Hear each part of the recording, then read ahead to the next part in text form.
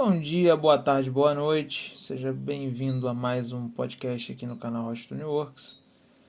E dessa vez eu queria voltar um pouco, falar um pouco mais sobre a questão de pneus, porque aconteceu uma coisa ontem que me mostrou que realmente quando se trata de pneu, principalmente em bicicletas que usam aro 700, né? Ou bicicletas que vão usar ali pneu abaixo de 32, ah, o tipo de pneu que você vai usar, a qualidade de pneu que você vai usar, é muito mais vital na sua segurança do que uma bicicleta que vai usar um pneu aro 26 ou que vai usar aí um pneu 29, né, acima da medida 32. Tá? O que acontece? Eu ontem fiz o vídeo, né, falando sobre o pneu da Continental, o Ultra Sport 3. E ontem estava acontecendo uma coisa é, curiosa na bicicleta pelo seguinte. Eu cheguei a comentar com vocês, quando eu terminei a instalação do freio a disco na Miura, que o freio estava de certa forma pegando um pouco em uma das pastilhas. Né? Acontece que eu removi a roda, né, para poder fazer a troca do pneu e tal. E quando eu coloquei de novo, eu dei uma atenção um pouco maior na, na tensão aplicada na blocagem. E eu cheguei numa tensão boa, segura, mas é, não muito apertada, a tal ponto de influenciar no posicionamento da pinça em relação ao rotor. Porque, veja bem, lembrem-se que esse garfo ele não é um garfo que foi projetado para ser utilizado com freio a disco. Né? Então ele é um garfo que ele tem a tendência de flexionar dependendo da tensão que você coloca na blocagem. Tá? Garfos que utilizam, que tem suporte para freio a disco, né, para pinça, eles têm um reforço estrutural, eles têm um tamanho de perna de garfo que é mais grossa, justamente para evitar esse tipo de deslocamento lateral da perna do garfo, o que acaba mudando ali talvez 1 milímetro, 1,5 milímetros, que já é o suficiente para fazer raspar ou centralizar o rotor nas pastilhas. Tá? Então, o fato é que eu consegui deixar perfeito, sem raspar nada. Né? Acredito também que tenha gasto um pouquinho de uma das pastilhas. E agora tá perfeito, tá centralizado. Mas o que isso implicou? Implicou que ontem eu estava voltando do trabalho, né? Eu fui pro trabalho e voltei do trabalho com o freio a disco funcionando muito mal. Por quê? Porque como centralizou o rotor em relação à pastilha, o meu manete ele acabou tendo mais curso. Como ele teve mais curso, o manete acabou batendo no guidão antes do final do curso do êmbolo do manete. Né? E aí, o que acontece? Não estava freando a contento, não estava mesmo. Tá? Eu diria aí que o freio estava 30% da potência total que ele poderia ter. Tá? O que acontece? Com isso, eu estava praticamente só freando com o freio traseiro. Tá? Na ida não tive problema nenhum, mas na volta eu estava em cima da calçada, voltando para casa, e saiu um carro super rápido de um posto de gasolina. Ele saiu e parou no meio do caminho. Foi coisa de 1 segundo, assim. E eu já estava bem próximo da entrada do posto. A uma velocidade que estava ok para cima da calçada, estava vazio, era de noite, né? Mas não estava tão devagar a ponto de reagir a isso que aconteceu de uma forma tranquila, vamos botar dessa forma. E puxei no freio traseiro, né? A bicicleta deu um skid, para quem não sabe o que é skid, deu uma derrapada, né? Mas me surpreendeu muito que ela deu uma derrapada, mas foi uma derrapada muito curta. Tá? Ela realmente ancorou no chão, né? De tal forma que eu não bati no carro do cara. Eu fiquei ali talvez 1,5 m do carro do cara. Coisa que, conhecendo o pneu que eu estava usando antes, não iria acontecer. Eu iria entrar. Eu ia deslizar e ia entrar na porta do cara. Ia dar uma merda federal. Né?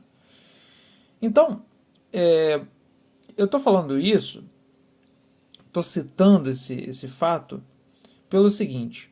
Porque quanto mais fino o pneu que você usa, mais aderente ele tem que ser ao asfalto. Tá? E detalhe, nesse caso específico que eu estou citando, isso aconteceu não no asfalto, aconteceu no concreto liso.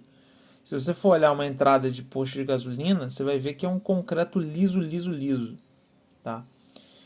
Então, eu posso dizer com toda a certeza agora que o composto desse pneu é um composto excelente.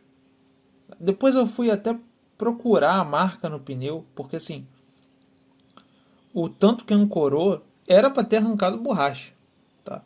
E eu não encontrei. O que me dá uma segunda resposta. Além de ser extremamente aderente, é um pneu muito resistente, porque para ancorar daquele jeito, para travar daquele jeito, né? Mesmo deslizando e não deixar marca num pneu zero, tá? De fato, a Continental está de parabéns. Mas eu não vou ficar fazendo propaganda da Continental, tá? Esse vídeo não é para isso. Esse vídeo é para que você pense no seguinte. Eu disse no meu vídeo de primeiras impressões que assim, você quer pegar um Kenda Quest, você quer pegar um Pirelli Jet Caju, você quer pegar, enfim, vá, pegue e seja feliz. Porém, tenha em mente que apesar de você conseguir andar com a bicicleta, né, apesar de ele performar decentemente, né, e por decentemente eu estou falando que você vai conseguir rodar, você não vai ficar sentindo muito calombo, né? Ainda que você vá ter algum tipo de calombo aí nesses pneus. O Quest nem tanto, mas o Pirelli todos eles têm, todos eles são meio calombados, tá? A questão da segurança fica comprometida, Tá? Aí você pode me perguntar assim, poxa, mas aí eu não faço um uso esportivo, né? Eu não faço um uso esportivo, eu não vou ficar rodando a 40 km por hora, né? Ora, veja, se você roda na ciclovia, você faz o uso mais perigoso de uma bicicleta que possa existir. Porque você tem que ter um poder de frenagem muito superior ao teu poder de aceleração. Por quê? Porque vai ter gente atravessando na sua rua do nada, vai ter gente fazendo retorno na tua frente do nada, tem animal correndo, tanto humano quanto animal mesmo, né? Então, assim, tem criança, carrinho de bebê, tem de um tudo, né? Vocês sabem. E se você anda em calçada, pior ainda. Pior ainda, porque pode acontecer um negócio desse que eu falei pra vocês. Tá? E se você anda na rua, também pode acontecer.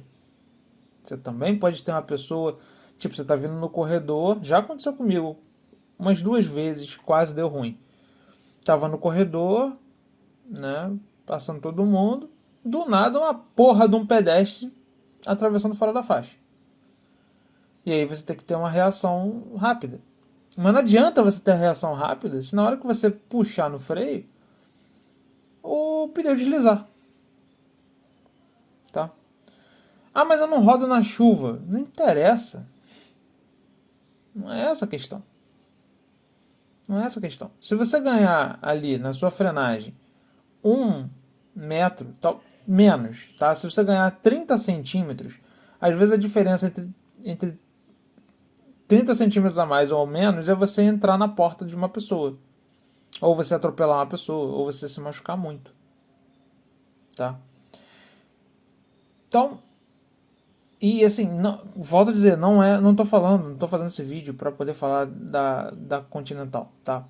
Existem pneus excelentes da Maxxis, existem pneus excelentes da Michelin, tá? Da Xiaoyong, Xiaoyang, que eu utilizo na minha bicicleta e eu ainda tenho dificuldade de falar o nome. Xiaoyang. Tá. Então, você tem pneus excelentes, você tem o Levorin, né? Você tem eu não sei, não testei ainda, né? Mas assim, me parece que aquele Levorin ciclocross é muito bom, né? Então, uma questão para além disso tudo que eu estou falando, que é o seguinte: além do conforto, além da segurança, enfim, existe a questão, o fator peso, tá? Então, a massa que está em movimento na bicicleta mais distante do eixo, dois eixos, né? Então, mais distante dos seus cubos, né? É o pneu. Então, cada grama de peso além no pneu vai fazer uma diferença muito grande. Aonde que vai fazer essa diferença? Vai fazer essa diferença na sua aceleração e desaceleração. Tá? Quanto mais leve for o pneu, mais rápido você vai acelerar e mais rápido você vai desacelerar. A contrapartida disso é que quanto menos massa você tiver distante dos eixos, menos efeito de conservação de energia você vai ter. É mais ou menos o que acontece com a bicicleta dobrável, só que a bicicleta dobrável não é que ela tem menos peso longe dos eixos, é que esse peso está mais próximo dos eixos, então o efeito de conservação de energia é menor. Tá? É o mesmo efeito que a gente tem nos volantes de carro. O volante que eu digo, o volante do motor, tá? Não é o volante que você pega para dirigir, não. É o volante do motor. Quanto maior é o volante do motor, quanto mais massa tem esse volante do motor, mais você consegue conservar a energia, né? Ou seja, na hora que você solta o acelerador, esse carro vai continuar mantendo aquela velocidade por mais tempo. No momento em que você diminui a massa desse volante, você acelera mais rápido, tá? Mas você também desacelera mais rápido quando você solta o acelerador. Tá? Então, você tem que encontrar ali um meio termo. Tá? Uma outra coisa importante que eu queria abordar, eu não tenho experiência com isso, mas é uma coisa que você deveria levar em consideração, é o uso ou não de selante e o uso ou não de câmara de ar. Por quê? Se você consegue diminuir o peso da sua bicicleta na parte de pneus, usando um pneu tubeless ou fazendo uma adaptação para você conseguir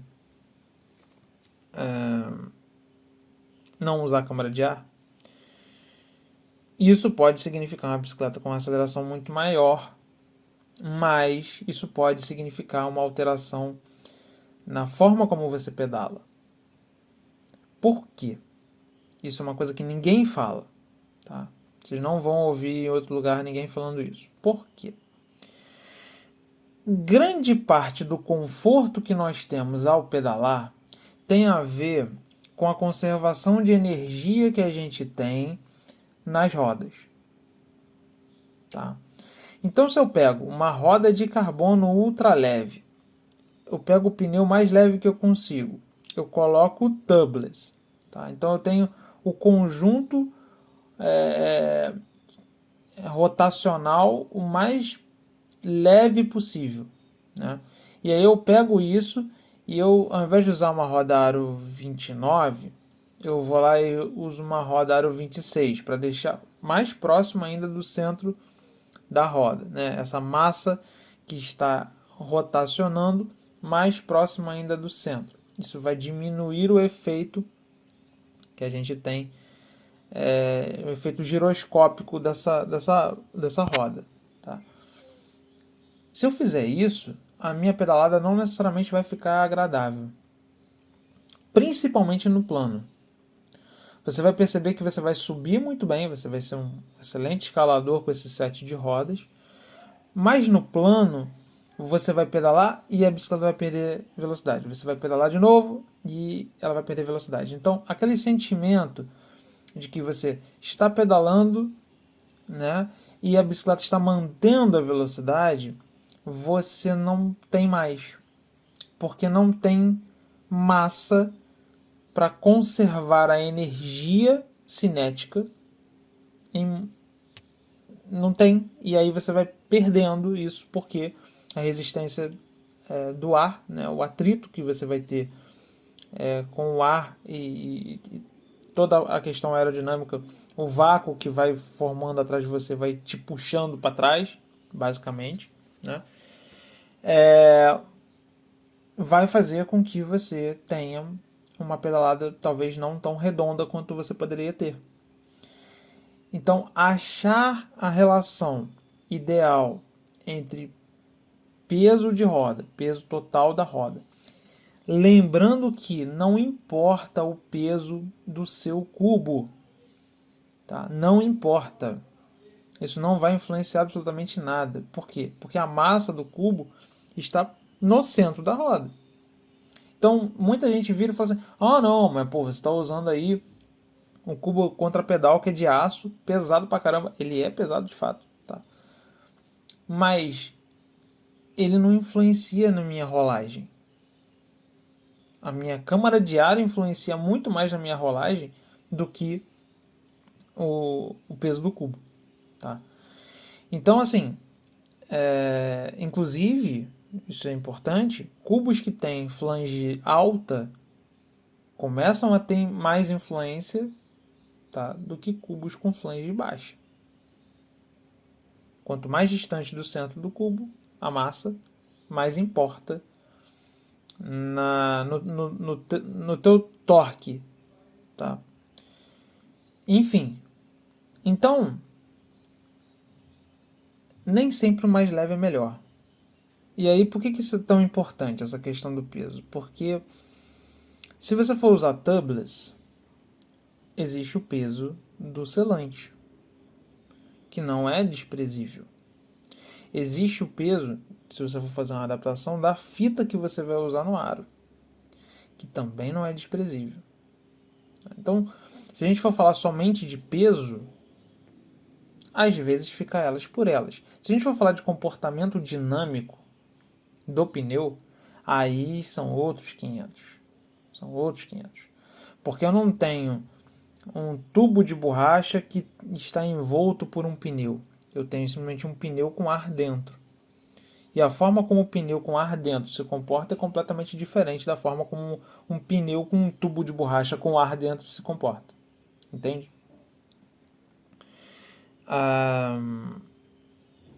Particularmente, não gosto muito do tubeless hoje, tá? Pelo fato de ter que usar selante e o selante ter um tempo de vida útil, tá? Não gosto muito de ficar mexendo em roda, não é uma coisa que me agrada muito. Então eu ainda acho que usar câmara de ar é uma boa saída. Talvez em um futuro não muito distante eu opte por câmaras de ar mais finas, né, as ultralight. Por que eu posso me dar o luxo de fazer isso? Porque no lugar onde eu moro o asfalto é limpo, os lugares onde eu ando não tem muito caco de vidro, não tem muita coisa assim. E esse pneu parece que tem uma resistência legal a furo, então talvez eu possa me dar esse luxo de usar a câmara de ar ultralight. Ouvi alguns relatos de que elas têm a tendência de estourarem sozinhas dentro dos pneus, mas não sei até que ponto isso é verdade, até que ponto isso se reflete na realidade, né? Ou se essas pessoas tiveram problemas com, com, com furos normais. Aí vai, furos por caco de vidro, furos por pedacinho de pneu de caminhão e essas coisas, né? Eu acho que a gente tem que ter bom senso também, né? Não adianta a gente querer rodar em rodovia, em acostamento de rodovia, usando uma câmara de ar ultralight, porque, cara, você vai ficar na mão. E pelo que me falaram, assim, pelo que eu tenho observado, quando essas câmaras estouram, elas rasgam. Não é que elas estouram, não é que elas furam, elas estouram, literalmente, elas rasgam. E aí não tem como você dar manutenção nelas, né? E não teria muito sentido de você levar duas dessas, porque essas são caras, né? E também não teria sentido de você levar uma normal e rodar com uma dessa, porque, tipo, a câmera normal é pesada, né? Então, enfim. Então, são coisas a se ponderar. Mas, de qualquer forma, se você é alguém que roda todos os dias, tá? E não quer ter problemas, invista em um par de pneus decentes, tá? E de preferência que sejam de Kevlar, porque o comportamento dinâmico é muito diferente, tá? Muito diferente mesmo. E geralmente, né? Eu tenho que frisar o geralmente, porque hoje em dia tem coisas bizarras de todo tipo de construção, mas geralmente pneus de Kevlar são melhores construídos, né? Tem uma construção melhor. É mais ou menos o que acontece com o titânio, assim, é difícil você ver coisa vagabunda feita de titânio, né? As pessoas não vão perder tempo fazendo uma coisa vagabunda de titânio, né? Então, provavelmente, se você estiver ali no mundo do Kevlar, você vai estar um pouco mais bem servido, tá? Existem coisas boas de arame? Existe. Inclusive tem a versão desse pneu, o Ultra Sport 3, na medida 32 em arame. Tá? O mesmo composto, mesmo tudo. Acredito que o comportamento dinâmico não seja o mesmo, né, evidentemente, mas a parte toda de borracha e construção eu tenho certeza que é excelente. Tá? Então não é porque é de arame, né, talão de arame que é ruim. Tá? E volto a dizer, às vezes você está com uma bicicleta com um aro menor, né, um aro 26, e você precisa adicionar peso para que você tenha um conjunto rotativo que tenha massa, para que você tenha mais conforto no plano.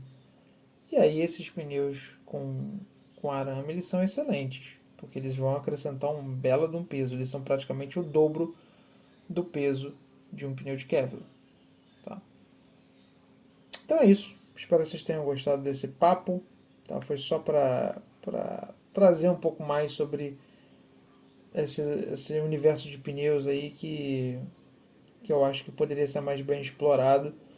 de uma forma não mercadológica, porque todas as vezes que a gente vê alguém falando sobre pneu, o cara tá querendo te vender pneu, o cara tá querendo vender alguma coisa que ele tem, né?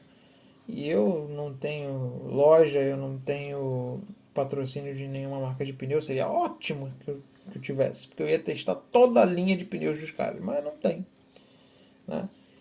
E então eu tô falando aqui realmente sem o menor interesse de vender nada para ninguém, tá? Ou de promover alguma marca. Beleza? Então é isso. Se gostaram, dá aquele like. Se gostaram mais ainda, não estão inscritos no canal, se inscreva e compartilhe. A gente se vê no próximo vídeo. Falou!